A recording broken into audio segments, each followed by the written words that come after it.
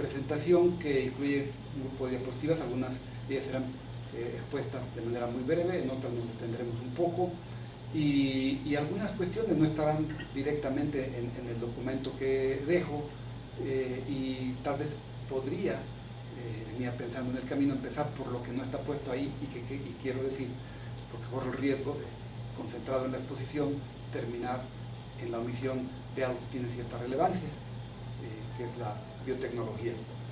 En esta exposición hay que destacar que no implica necesariamente algo que esté ajeno a lo que ustedes pueden percibir. Creo que es algo que estamos viviendo todos, en lo que reflexionamos, tal vez algunos más adultos, sin embargo no me atrevo a decirlo, diría que más que gente muy joven. ¿A qué me refiero? Porque pues la gente que hoy en día tiene menos de 30 años se ha desarrollado en un entorno muy diferente al que nos toca a los que andamos ya cerca de los 60. Entonces, es decir, nosotros que nos formamos en la ingeniería, que es el caso de un servidor, me tocó entre 73 y 77, ingeniería civil, pues apenas nos involucramos en las computadoras, aprendimos programación, Fortran, Basic, y usábamos una IBM 1130, que requería pues todo el uso de tarjetas, había que tener climatizado muy adecuadamente los equipos, algún día se nos dañaron y nos dio alojamiento tecnológico Querétaro, que tenían otro equipo, y ahí trabajamos más en Basic.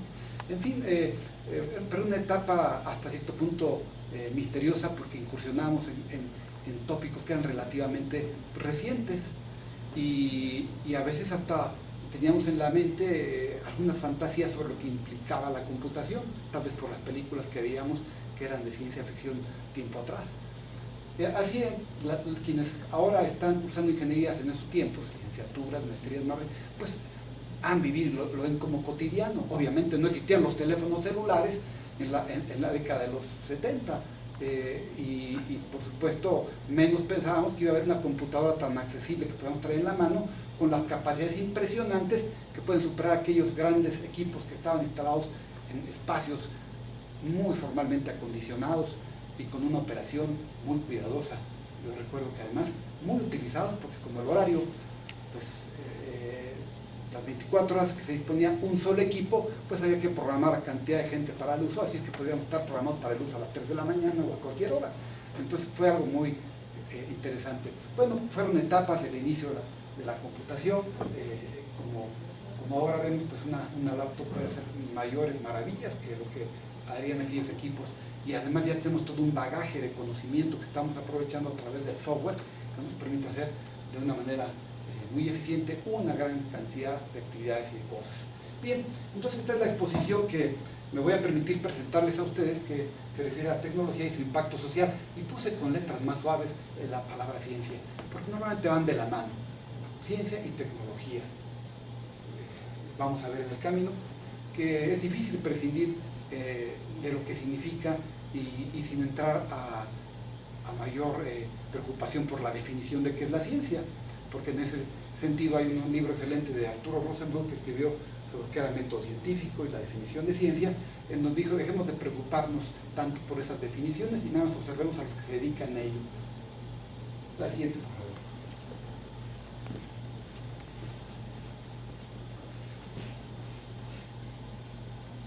Bueno, efectivamente, desde los orígenes de la humanidad, pues el intelecto del que nuestra especie fue dotada, pues permitió dejar en una gran distancia, en una gran diferencia, lo que son otras especies con la nuestra. En el sentido de que pronto se empezaron a desarrollar herramientas, se fueron hallando formas de hacer las cosas, se crearon instrumentos que permitieron llevar a cabo las tareas fundamentales de los primeros tiempos, pero que todo eso fue evolucionando a los aspectos tan complejos que hoy se viven a lo largo de los miles de años que tiene la humanidad de estar interviniendo en lo que es el desarrollo de una gran cantidad de procesos de transformación, y que son vertiginosos o digamos acelerados, sobre todo conforme avanzan los años y nos acercamos pues ya a lo que es siglo XVIII, XIX, XX aceleradamente, y estamos en el XXI. Es decir, los avances crecen significativamente, los potenciales crecen impresionantemente, pero no por ello dejan de restarse los méritos de la sabiduría de personajes que nos han antecedido también algunos miles de años de atrás, porque sí podemos mencionar algunos, y alguno que me hace mencionar muy fácilmente es a personajes como Sócrates, filósofos griegos, a Platón, Aristóteles, todos ellos en la cadena de los grandes filósofos griegos, pero además que de ahí pues, se generaron conceptos fundamentales hacia la ciencia y hacia la explicación de tantas cosas como la búsqueda de las preguntas, la búsqueda de respuestas a tantas preguntas que se hacían los filósofos. Así, veamos la siguiente, los cambios que se van derivando en la sociedad, pues nos llevan a hacer también estas reflexiones históricas. La siguiente, por favor. Y precisamente recibiéndome a Sócrates, pues, ¿qué es esto de saber mucho, el conocimiento? Cuando escuchamos, no hace poco, en alguna reunión, no pude dejar de quedarme impactado, cuando dijo alguien que imparte cátedra en alguna institución, que no voy a mencionar, estoy sobrado de conocimientos para lo que tengo encargado. Y me quedé impactado, me sobran conocimientos. Como que conocimiento acumulado por sí mismo, además no es sabiduría, pero sí es algo importante. Y aquí precisamente es esta reflexión que se tiene de lo que dicen que dijo Sócrates a través de Platón, que fue el que escribió, porque Sócrates no, cuando se decía que era el más sabio de los atenienses, según lo que había tenido por respuesta en el oráculo de Delfos, una pregunta que se le había hecho, y pues dice, pues es Sócrates. Entonces cuando se entera dice, pues yo no, es donde está esa frase, se le atribuye, yo solo sé que no sé nada, porque en la medida en que más conocimiento tenía sobre alguna cosa, más se daba cuenta de todo lo que ignoraba. Es decir, y eso le lleva pues a una humildad intelectual. Él no se atribuía la virtud en la medida en la que los atenienses lo tenían, que siempre fue muy acreditado y muy respetado.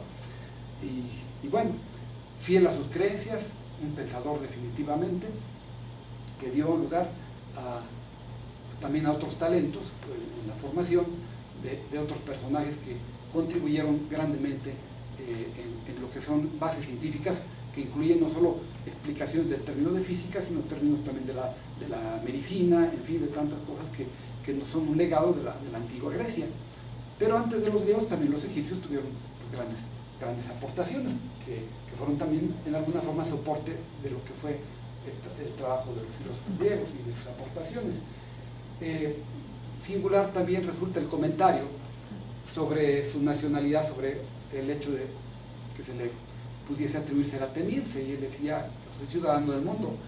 Entonces es el primer globalifílico que podríamos mencionar, en una visión que no obstante es de gran profundidad y de mucho impacto, porque en la medida en que las civilizaciones logren integrarse cabalmente, que los medios de comunicación y todo lo que estamos viviendo hoy en la transformación de la informática y demás, pues da condiciones para que se vaya dando una integración cada día mayor, que las fronteras separan por intereses económicos, por intereses culturales, religiosos, de diferente índole, y eso pues da lugar a pues, unos países más ricos que otros, desarrollo diferente de unos con otros, que no siempre ha sido el caso más favorable para México, por ello pues, los diferenciales que tenemos con el vecino del norte, y que pues para algunos cuando México pierde la mitad del territorio convenía mantener la separación, para algunos norteamericanos de aquel tiempo, de México con Estados Unidos, porque no querían integrar muchas cosas de las que significaba México.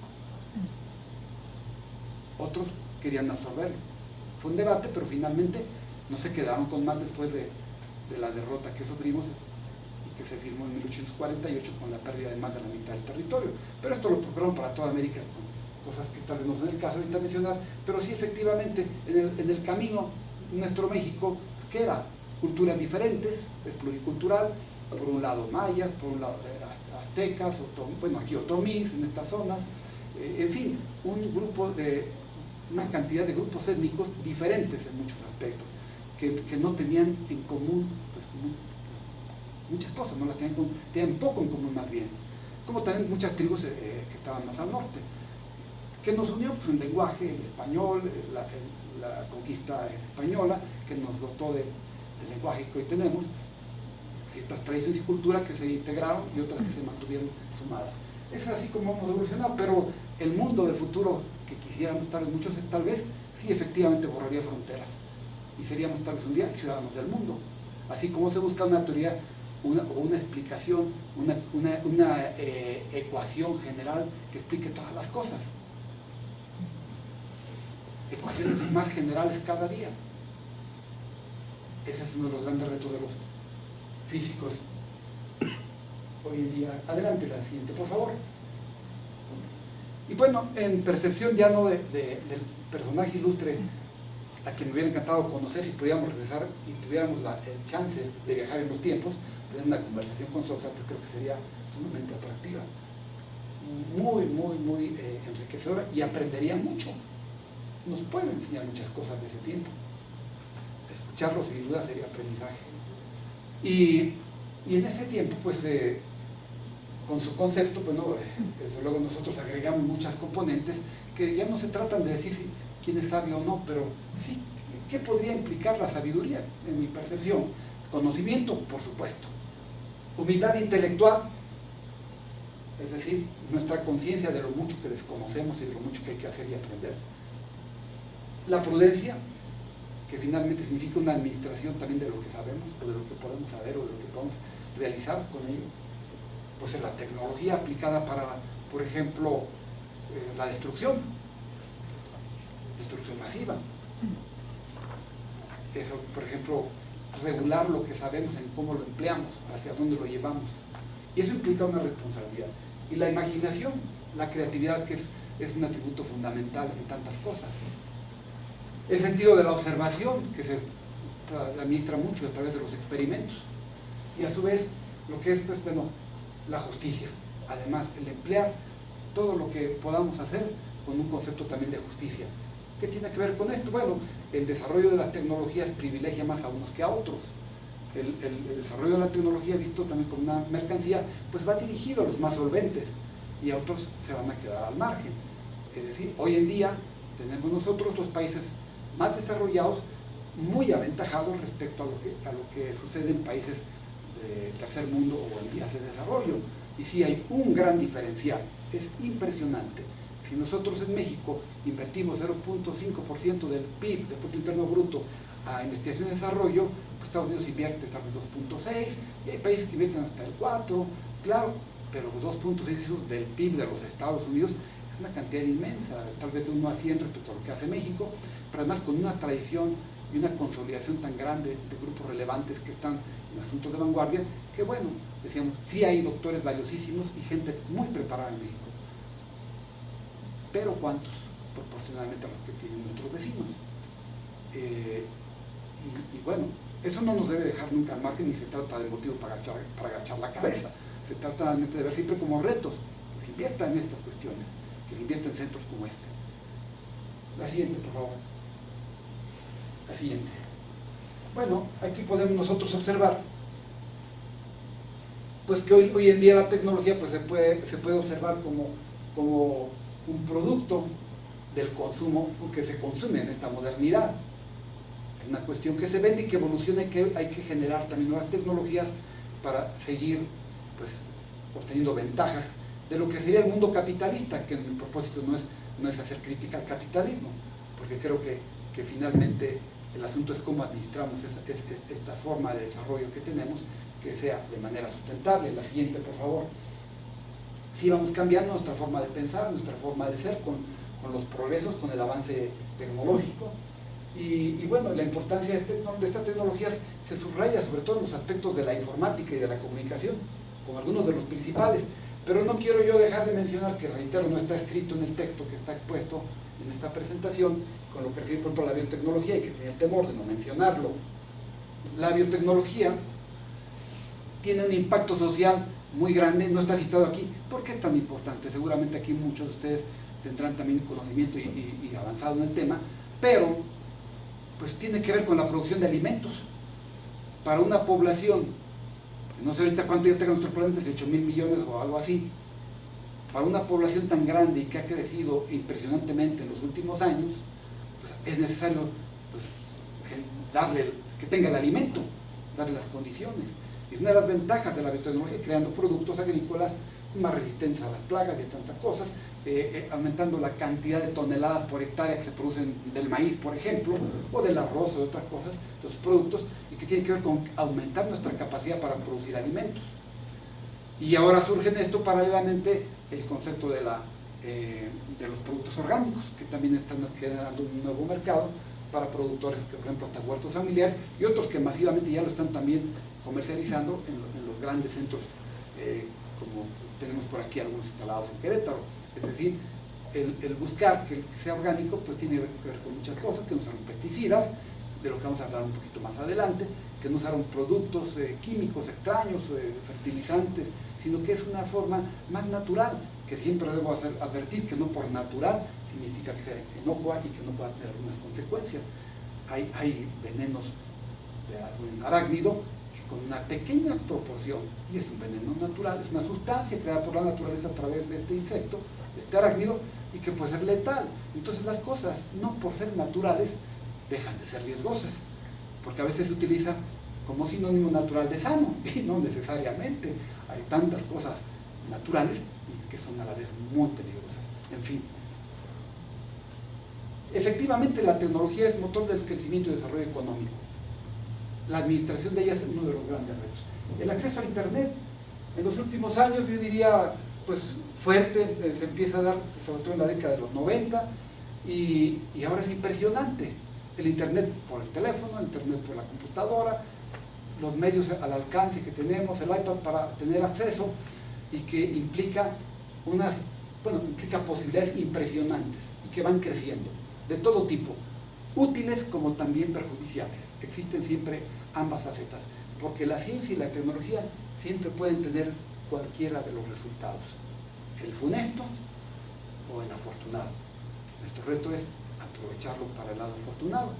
Pero bien, cuando Albert Einstein trabajaba en la teoría de la relatividad y logra esa famosa ecuación de la energía igual a la masa por la velocidad de la luz al cuadrado, pues de momento cuando estaba trabajando yo no estaba pensando que iba a tener que ver con la interpretación y la base para desarrollar pues una bomba atómica, en lo que en un principio él no hubiera deseado, pero que después lo vio como necesidad ante el peligro del nazismo y lo que significaba si triunfaba, después de que él pues, no pudo regresar a sus tierras cuando ya estaban perseguidos los judíos.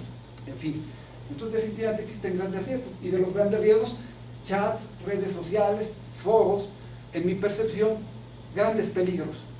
¿Qué significan? El peligro de perder el tiempo de manera impresionante en cosas de poca utilidad. Es decir, el ocio como materia de descanso puede ser respetable, pero puede ser el exceso como una forma verdaderamente terrible de desperdiciar el tiempo en lo que yo le llamo, perdonen la expresión, en chisme y medio, tontería y media. Alguien dijo algo y ya todo el mundo se lo creyó, ya lo dieron por bueno, y en un momento deshacen o construyen algo que no existe. Entonces esto es algo que se debe manejar con mucha responsabilidad y se vuelve un gran problema, porque en los centros de trabajo, más en los públicos, lo he podido observar, los trabajadores de los gobiernos, la gente está tremendamente distraída en comunicaciones con los teléfonos celulares, por ahí pueden entrar a internet si es que se ha restringido, por ahí pueden entrar a las redes sociales, y entonces es impresionante. En algún lugar me tocó que pudimos instalar cámaras, y fue impresionante la observación de pérdida de tiempo en el uso de los aparatos, paso de fotografías de todo tipo, que la mamá o el papá está compartiendo la foto del sobrino a todo el mundo, y están distraídos en el aparato y los vemos por las cámaras, no están trabajando. Entonces esto hace que en muchos espacios se prohíba o se restrinja. En la empresa privada se facilita mucho, nadie entra con celular, en la industria, dejan todas sus cosas. Pero en el gobierno, pues hay sindicatos y todas esas cosas, entonces puede estar un movimiento organizado para decir que es un derecho y que no les pueden impedir el derecho de comunicarse, podrían decir. El asunto es cómo se administra esto, y aunque podemos referirnos al sentido de la responsabilidad, a mucha gente le gana, y todos sabemos que se convierte en una verdadera patología la forma en que uno se envuelve en este tipo de situaciones y deja de hacer lo que sí debe estar haciendo. Entonces, si es un riesgo, entonces tiene esto que verlo con muchas reservas. Por tanto, si yo tuviera aspiración a un cargo en la política, créanme que no diría, daré facilidades para que todos estén en las redes sociales. Entonces no van a votar por mí.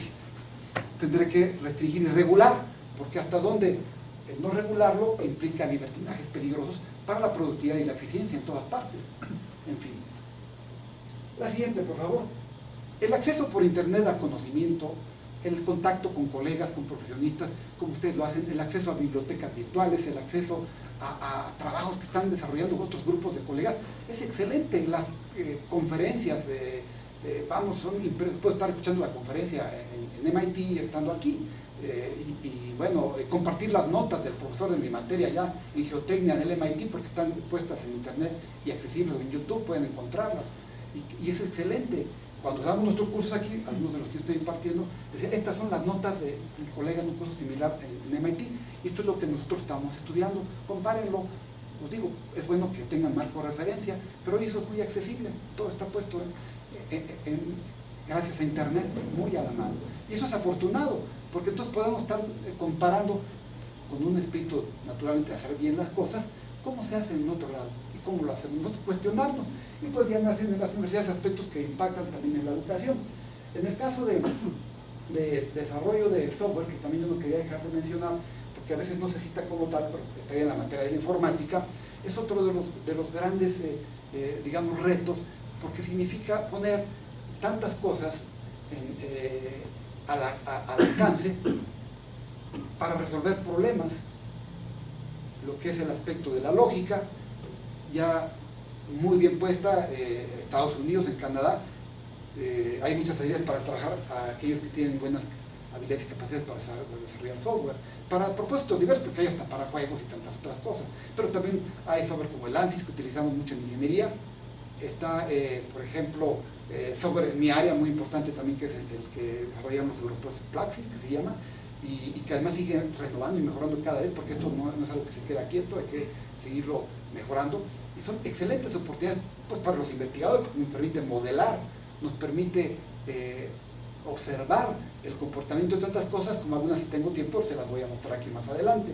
La siguiente, por favor. Y se utilizan para propósitos de todo tipo, tanto civiles como militares. Los norteamericanos, muchos, como el ANSYS, también lo utilizan para fines militares. TREMEC utiliza también para transmisión mecánica y otras cosas, utiliza el ANSYS, y el doctor Jaime Horta lo utiliza mucho para estructuras, y también se puede utilizar para otra gran cantidad de fenómenos que se pueden evaluar muy bien y modelar, y que permite además integrar algunas rutinas para complementar el propio software que implica el ANSYS. Este, por ejemplo, es una observación de lo que es el uso de Plaxis en la modelación de flujo de agua en una presa. Esto es más afín a la ingeniería civil y está basado en elemento finito. La siguiente, por favor. La torre del aeropuerto, esta la simulamos, el doctor Jaime Horta, el trabajo estructural sobre todo, el aspecto geotécnico le tocó a un servidor, para observar lo que pasaba ante sismo, viento y demás.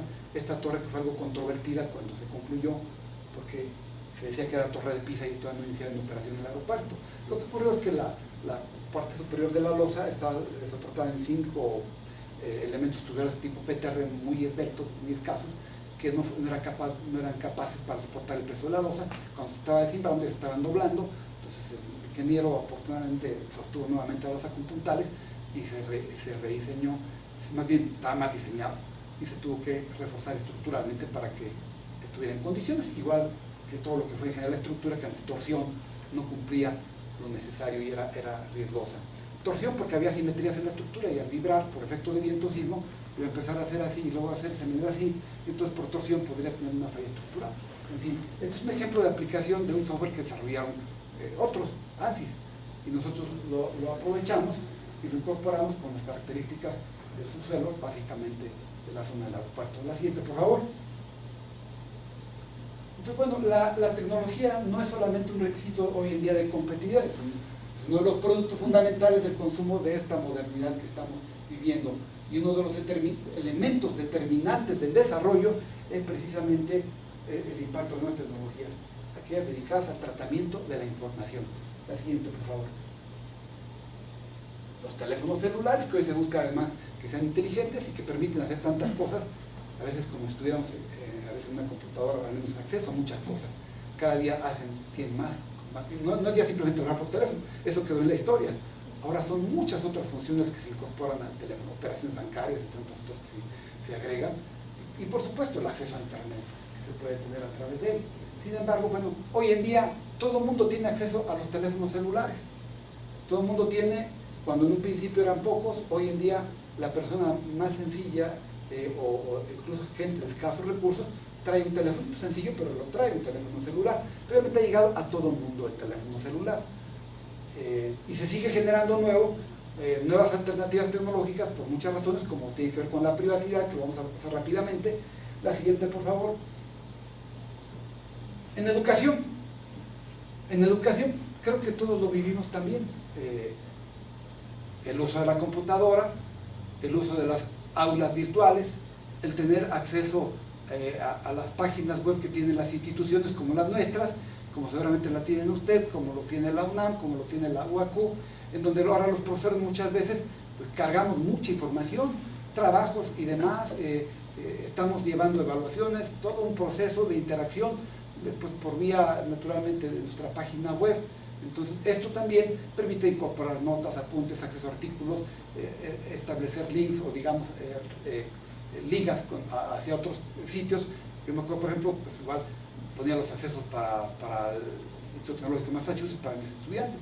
Pueden entrar, pueden escuchar, pueden saber muchas cosas que están haciendo allá y como que están allá y pueden estar escuchando al profesor de allá de alguna forma porque está grabando lo que hace. Como ahora pues estamos haciendo lo mismo aquí y alguien podrá escuchar lo que un servidor está haciendo, pues, comentando con ustedes en esta plática. No obstante, en esto del impacto de la tecnología en la educación, yo tengo serias reservas en algunas partes, en algunas componentes. Y han surgido, a diferencia de lo que son los programas de posgrado que cursamos algunos, nos tocó el esquema tradicional, nos tocó en la UNAM desde el 78 hasta el 82 que estuve inscrito en la UNAM en la división de posgrado, pues eran esquemas tradicionales, que siguen existiendo, pero ahora se han incorporado muchas cuestiones que ayudan y enriquecen como complementos. Pero también se abren ya los programas básicamente virtuales, es decir, donde alguien puede estar estudiando nuestra maestría o un doctorado, o alguien de aquí puede estar estudiando en Phoenix, Arizona, como ahorita lo vamos a mostrar más adelante, virtual, online, pero también han surgido muchas cosas que nosotros desarrollamos como muy light, en términos de que son poco serias. La dedicación al posgrado, sigo yo inclinado mucho para esto, debe ser fundamentalmente de tiempo completo. Programas como los que tiene el padrón de excelencia del CONACYT normalmente son así, y implican una concentración total, porque en su servidor, por mucha modernidad que exista, todavía no encontramos la fórmula para que en un lapso tan breve podamos asimilar tanto conocimiento como se da en algunos que van solo un sábado o en algún lado, carreras también online, que como no tienen tiempo vayan a uno de estos programas o tómenlo online, y como son muy inteligentes, seguro van a salir excelentes profesionistas con unas cuantas horas de dedicación a la semana. Y en estas cuestiones normalmente hay una proporcionalidad, aunque también tiene que ver la eficiencia, en el esfuerzo que se hace con lo que se logra con él. Si no hay a poco esfuerzo, hay pues pocos resultados habrá. Normalmente el esfuerzo tiene consecuencias. Aquellos que van al gimnasio o que caminan mucho, pues desarrollan fuerza en sus músculos, en las piernas y demás. Pues el que no las usa, pues va a estar sin capacidad muscular. Entonces hay que usar, igual que las neuronas, igual que los tiempos, hay que dedicarnos, hay que ejercitarlos. Así es que un servidor no es muy proclive, y más bien soy muy escéptico de ese tipo de programas online. Algún día también desde los avances de la ciencia y de la tecnología podemos pasar a la siguiente. Citaba yo, un día tal vez descubriremos la forma, conforme investiguemos el complejo funcionamiento del cerebro, que lo hacen los amigos de neurociencia aquí de la UNAM, que es uno de los centros más importantes en neurobiología, que cuando podamos descubrir los esquemas en que se integra el conocimiento en nuestro cerebro y podamos encontrar sistemas más eficientes, como que un día, esto parece utopía, nos conectamos a algo que nos transmite en un cierto tiempo breve, de forma eficiente, el conocimiento, de manera de que en un lapso breve tengamos todo un bagaje de conocimiento bien grabado en nuestro cerebro, porque finalmente para poder hacer más cosas tiene que ver con nuestro conocimiento. Cuando se parte, por eso tampoco podríamos decir que una persona que no tiene conocimiento alguno, pues difícilmente puede avanzar, porque antes de dar un paso en el avance científico, pues hay que tener una idea del contexto en el que nos encontramos, lo cual no quiere decir que lo que sabemos es mucho, porque no me queda la menor duda, como pensaría en este caso este gran personaje de la filosofía, Sócrates, que él estaba consciente que lo que sabía era casi nada sobre todo lo que había que saber y descubrir, como seguramente lo pensaría Albert Einstein en su momento, o cualquier personaje ilustre como Newton y demás, o lo piensa ahora Stephen Hawking, este otro personaje de la física tan respetado. Entonces, esto es lo que tiene que ver con la humildad. Bueno, sé mucho, pues no, sé apenas tal vez un poco, casi nada, y no puedo decir que sea gran cosa. Entonces, normalmente lo que sí es muy característico del que ha avanzado es que, aparte de que encuentra caminos y retos por tratar de resolver nuevas respuestas a preguntas, porque cada nueva respuesta que tiene implica muchas otras nuevas preguntas. Sí, es inacabable, porque se puede agotar a veces la paciencia que tenemos para buscar esas respuestas, o se agota nuestro tiempo en la vida, ya no podemos encontrarlas, pero no así. Es decir, dejamos de tener ese reto. Ojalá un día la tecnología, la ciencia y la tecnología van de la mano, nos permita aprender mucho más rápido, pero el esquema online todavía no es, aunque puede dar algunas facilidades la tecnología, pero todavía no es suficiente como para decir que pueda sustituir un programa de dedicación.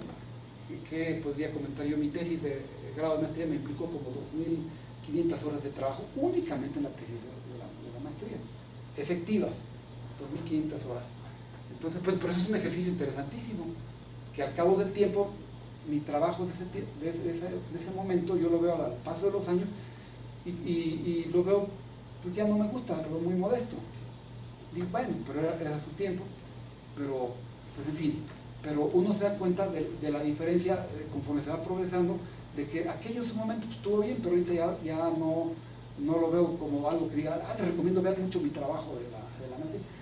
Fue un trabajo, digamos que en su tiempo tal vez respetable, si no seguramente no hubieran acreditado a mis profesores, el doctor Leonardo Seva, por ejemplo, en paz descanse, Juárez Vadillo, que son personajes de mi área muy respetados, seguramente no me hubieran aprobado, porque sí tendrían la energía para decirme, usted no está aprobado, si pensara que no vale la pena. Pero reitero, son tiempos diferentes, pero ahora ya no lo veo como una gran cosa, lo veo, tal vez en aquel tiempo tampoco estaba tan seguro, yo mismo no era muy optimista del resultado, pero bueno, lo consideraron suficiente para aprobarme. Y bueno, así entonces, las universidades efectivamente tenemos, como esta de Phoenix, ofrecen programas online, y hay muchas. Algún día en la Autónoma de Querétaro estábamos por ahí, nos llamaron de alguna universidad centroamericana, querían que nuestro posgrado de mecánica de suelos se diera en sus universidades en línea. No creo que estemos en las condiciones de hacerlo bien. Y pues les dijimos que no, aunque pudiéramos ir algunas veces también personalmente y ver cómo avanzaban las cosas.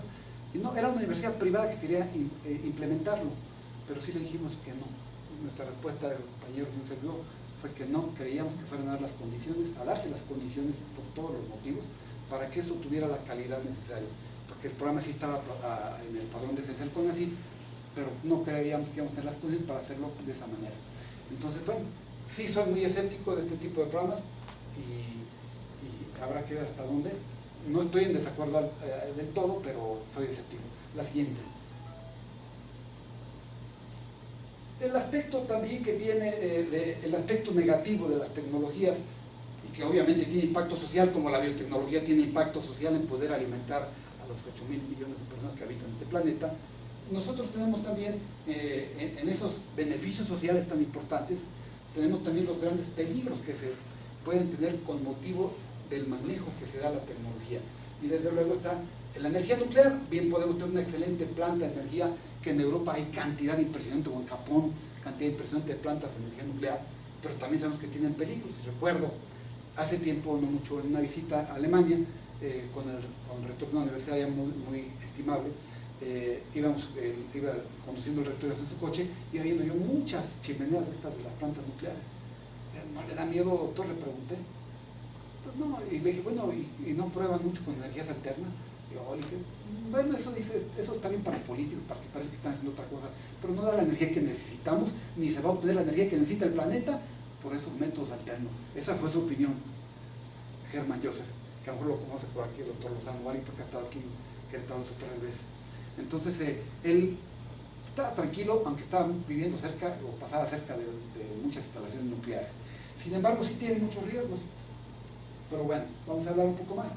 Es importantísima la oportunidad de este abastecimiento de energía que requiere el planeta, pero también es terrible el poder destructivo por un accidente o simplemente provocado por un asunto de un conflicto bélico que se puede dar. Ya Hiroshima y Nagasaki en su tiempo vivieron la desgracia de tener la primera probada en razones bélicas, y en términos de accidente pues tenemos varios. Uno de los más conocidos es el que ocurrió en Ucrania, allá cerca de Kiev, en lo que fue también un accidente terrible que vamos a notar un poquito más adelante. Y el terrorismo, donde también los grupos terroristas están afanados en conseguir armas nucleares y de cualquier tipo, con propósitos también de toda naturaleza. Esos son los grandes riesgos que están viviendo hoy en día la humanidad y que hoy en día están sembrados en cualquier parte. La siguiente, por favor. El Instituto Tecnológico de Massachusetts precisamente trató de encontrar en 2014 lo que podrían citar como las 10 tecnologías de mayor impacto que en un momento se habían tenido en ese momento, y se refería mucho a la telefonía, entre otras la privacidad, los avances que se tenían para lograr la privacidad en estos esquemas de comunicación y evitar, entre otras cosas, pues, lo que podría ser el espionaje, incluido intervención del gobierno en algunas comunicaciones. Y en fin, esto pues ha llevado lo que son los teléfonos Black Phone y el Cryptophone, que son algunos de los que tienen ya mayores esquemas de seguridad, mayores parámetros de seguridad. Pero bueno, esto se supone que es uno de los hitos. El siguiente, por favor. Podríamos citar el de los drones. Parece que también son de un impacto y de de un alcance impresionante, no por 2014, sino en adelante. Hace poco en Querétaro estaba circulando un helicóptero contratado por el municipio para vigilar la seguridad. Bueno, es que lo pueden hacer también con drones, y mucho más barato. Hoy en día, los drones pueden traer cámaras, y normalmente los van a traer, y entonces pueden estar viéndolo todo. Y hasta con $1000 se puede tener un artefacto de esta naturaleza, como se cita en este informe del MIT, de un grupo que se dedicó a revisar esta situación. Ahí piensa mucho en beneficios de la agricultura, en problemas de plagas, cualquier situación, conflagraciones de cualquier naturaleza, afectaciones, pero los drones tienen todo tipo de aplicación, y desde luego también están las bélicas. Entonces realmente son artefactos muy económicos que pueden hacer infinidad de tareas. Es decir, es también avance que se tiene cada día más en todo el mundo, y que puede también ser muy accesible económicamente y también muy peligroso según los propósitos que se le den. Siguiente, por favor. Los chips y genoma, que es otro de los aspectos relevantes en lo que se refiere ahora a estructuras del cerebro que se van construyendo a escala de 20 micras. Y esto permite en neurociencias, a los colegas, por ejemplo, aquí de Neurología de la UNAM, trabajar en lo que son los microprocesadores diseñados para funcionar a la manera de un órgano. Es decir, por ejemplo, los neuromórficos, que también van asociados a lo que le llaman aquí Internet de todas las cosas. Es entonces otro de los aspectos relevantes. En aspectos genéticos, bueno, se crearon los primates con alteraciones genéticas específicas para estudiar enfermedades genéticas tipo particular o específicas. Entonces veamos nosotros aquí cómo hay progresos impresionantes que van a contribuir mucho a la salud, van a contribuir mucho también a la generación de su tipo de robots, que vamos a ver más adelante. Siguiente, por favor. La impresión en 3D de gran apoyo en la salud. Impresión de materiales biológicos para cambiar la forma como se hace medicina hoy en día. Es otra de las grandes contribuciones. Reemplazar los órganos originales que estuviesen causando problemas al organismo, por ejemplo. Otro de los alcances que podríamos tener. Y bueno, ya sigue siendo la colaboración móvil a distancia, todo lo que implica los teléfonos inteligentes, Dropbox, Google Drive, en fin. Y en cuanto a los robots, pues que ahora ya no solamente sean algunos equipos que se vean de formas extrañas, sino que puedan tener pues, lo que se refiere a prácticamente caminar, a tener comportamiento más como el de los seres humanos, que puedan llevar a cabo las actividades que para nosotros pudieran resultar tal vez riesgosas o peligrosas. Entonces, pues también robots más avanzados, como los que aquí se dicen, que piernas, que puedan sortear obstáculos y que mantengan el equilibrio. Y, por otro lado, la energía inteligente, donde relaciona con cómo consumimos la energía, de qué manera lo hacemos, para poder hacer mejor planeación, y a la vez que tiene que ver con determinar las nuevas formas de lo que es su generación, distribución y cobro, así como también cómo vamos a usar las energías renovables, que sería la eólica o la solar. Ya saben que México tiene para dentro de 109 años el reto de tener 30% básicamente de energía producida por esquemas alternos que no son el uso de combustibles fósiles y bueno, energías limpias que se les llega a llamar. En fin, esos son otros de los retos que estoy de acuerdo en que hay que avanzar en ellas. Aquí me tocó hace poquito ver una planta de Macaferri que está en el Parque Industrial junto a Santa Rosa, donde instalaron toda la techumbre Macaferri, pues celdas solares, y con eso abastece de energía en la medida de su necesidad y va a dejar de hacer los pagos. Además va a tener energía segura, estable, porque cada rato se va la corriente eléctrica aquí en Suministro en Querétaro. Ayer fue un día de esos, hoy en la mañana, en varias partes de la ciudad, es decir, es energía de baja calidad. Se pierde el suministro y también varía mucho voltaje, en fin, hay diferentes factores que afectan mucho a la industria, que la dañan mucho. Entonces, qué bueno que industrias se vayan dando, que vayan siendo más amigables con el ambiente y que utilicen energías de esta naturaleza. Sin duda hay que promoverlas, ya se hace en varias partes, está excelente que se haga, no estoy en desacuerdo, es magnífico. Pero también tengo el escepticismo que, bueno, que he leído de otros, bueno, de personajes más dedicados que yo en ese tema, porque ese tema apenas lo toco yo de rozón, pero que otros lo tratan en profundidad en cuanto a las previsiones de energía en el planeta. Y hay quienes piensan que la energía nuclear sigue siendo la mejor alternativa. La siguiente, por favor. Y tenemos que dejar, no quisiéramos dejar de mencionar nuevamente a este personaje, Albert Einstein, como vamos a mencionar a Newton, a estos científicos destacados en lo que sería en el camino de lo que es el teórico o deductivo. Porque ustedes saben cómo trabajaba Albert Einstein en sus primeros tiempos, después de su doctorado y en su doctorado, pues trabajaba en una oficina de patentes. O sea, no estaba él propiamente metido en un laboratorio haciendo experimentos, que sería el inductivo, para tratar de generar el conocimiento bajo las observaciones. Y en este caso, pues básicamente fue este método, el deductivo, basado en axiomas, en un buen conocimiento de las matemáticas, que a veces atribuyen debilidades a Einstein en su tiempo de estudiante, en la que yo difiero, pues por lo que he leído de su biografía durante muchos trabajos. Creo que hay un mito ahí en el sentido de que él era un mal estudiante, un mal alumno. Él desde el principio fue educado por un tío que era ingeniero y pronto tuvo conocimientos de física y matemáticas que no tenían otros de su edad, más bien los tenía más temprano.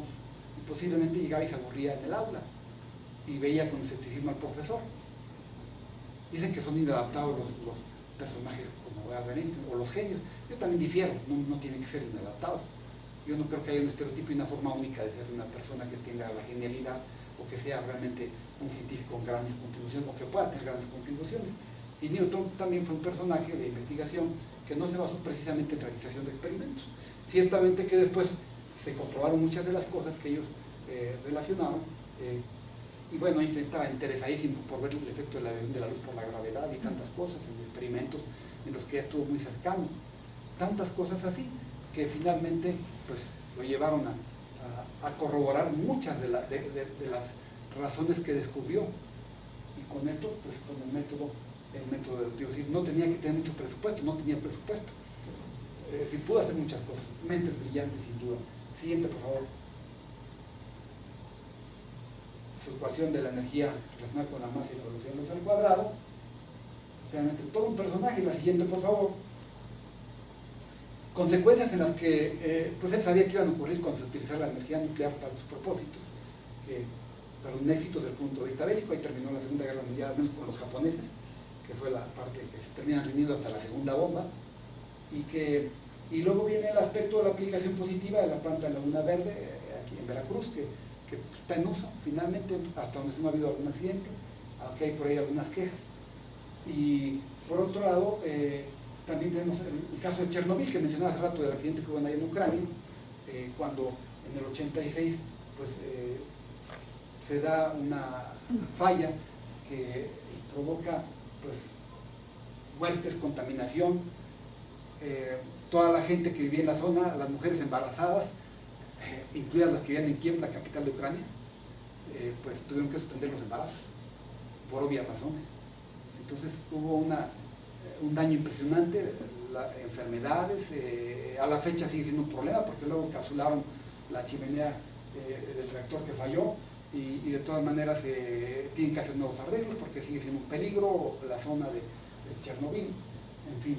es toda una historia de lo que son los desastres nucleares. Entonces cuando decimos, ¿es el camino la energía nuclear? Lo que ocurre es que sí es muy benéfica en cuanto a generación de energía, pero los riesgos de utilizar esta tecnología son grandísimos cuando se comete un error, que se vio también en Japón, que en 2011 pues, dio lugar también a otra situación bastante delicada que vamos a mencionar. Aquí está precisamente el caso de Fukushima en el 2011, cuando se tiene el tsunami por un terremoto que ocurrió en la zona, que genera una ola de tal tamaño y cuyos muros de contención en la planta no estaban preparados, estaban escasos respecto a lo requerido, al tamaño de la ola, la altura, y pues lo rebasaron y provocaron daños, un daño tremendo que dio lugar al accidente nuclear. Y hasta dónde esto es porque las cosas se hicieron bien, no, seguro que se hicieron mal, por eso ocurrió el accidente, porque todos sabemos que Japón está muy vulnerable a grandes terremotos. Sabemos muy bien que San Francisco en los Estados Unidos es un lugar de alto riesgo para un sismo. Y esas obras que hoy en día vemos construidas por mucha ingeniería que se ha aplicado y que se ha hecho muy bien, pero también están sujetas a un gran riesgo, porque lo que hacemos los seres humanos no es capaz de prever las contingencias tan grandes que nos puede presentar la naturaleza. La falla geológica que está ahí afectando a San Andrés puede tener movimientos tan grandes que simplemente nada de lo que hayan construido lo sobreviva. Eso sí puede ocurrir. San Francisco, no quiero ser pesimista, pero tiene un futuro muy incierto. La Ciudad de México lo tiene menos grave, porque los sismos que afectan a la Ciudad de México vienen de la placa de Cocos, que está chocando con la placa continental, ahí en la zona de Guerrero y Oaxaca, y esta, pues ahí están los epicentros o hipocentros, y le llega más bien el efecto sísmico a la Ciudad de México, que está la misma, es casi equidistante con Querétaro, nada más que allá están sobre un suelo blando, en el valle, es un valle que era un lago no hace mucho, el suelo es muy blando, y aquí estamos en un valle que pues también hubo lago, pero la tierra firme, esa arcilla que le llamamos expansiva, que es la que a mí me toca estudiar más, por ese libro de suelos no saturados que publicamos en 2004 y que pues es una gran satisfacción para un servidor, pero ya hay que hacer otro, mejorado.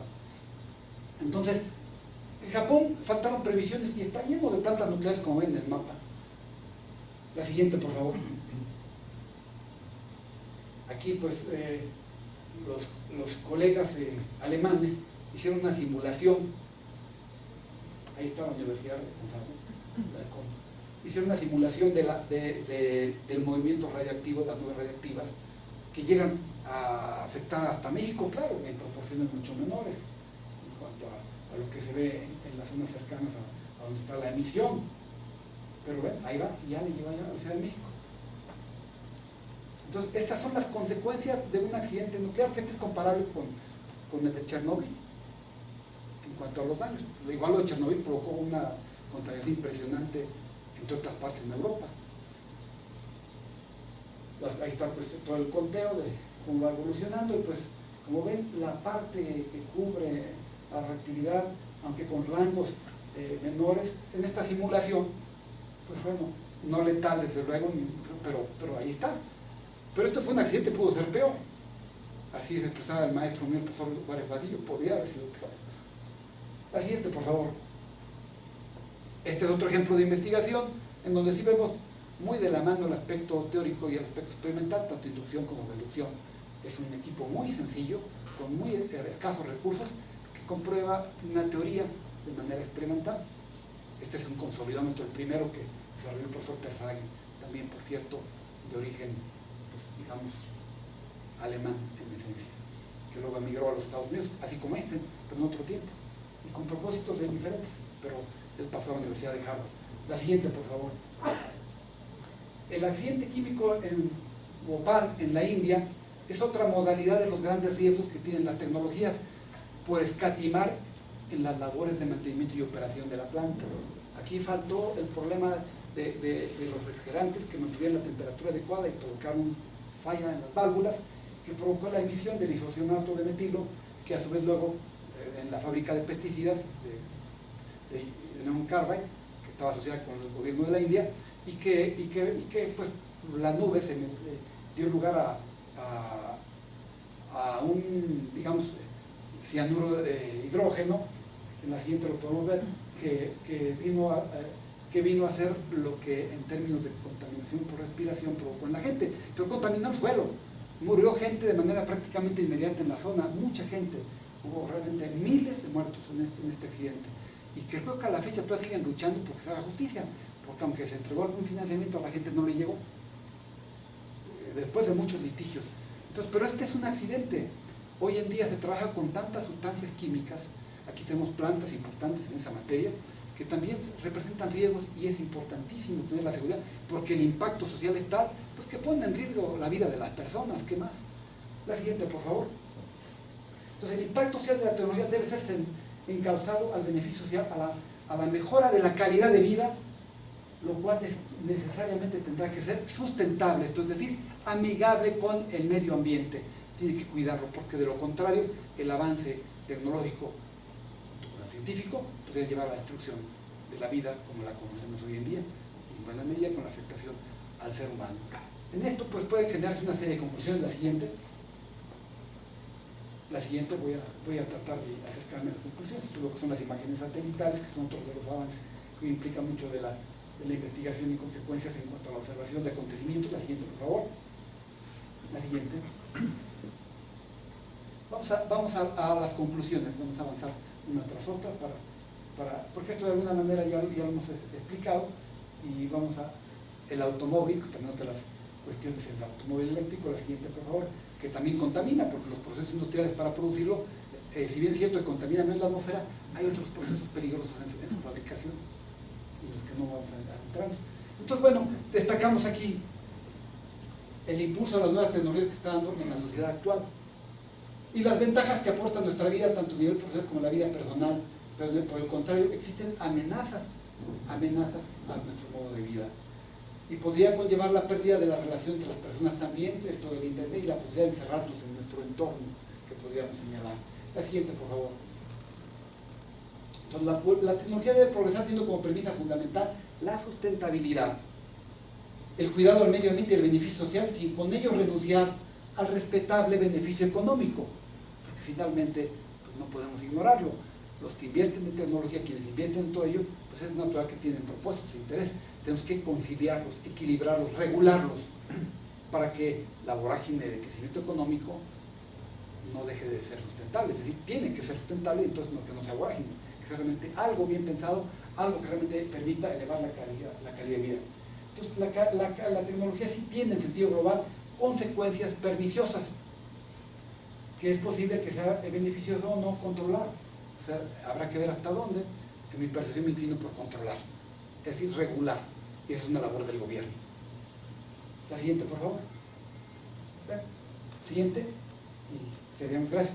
Tendríamos para seguir esta exposición en otras facetas, pero el tiempo es un poco reducido respecto a todo lo que quisiéramos nosotros explicar en esta exposición. Les agradezco mucho su atención y muchas gracias por invitarme. Muchas gracias. Muchas gracias.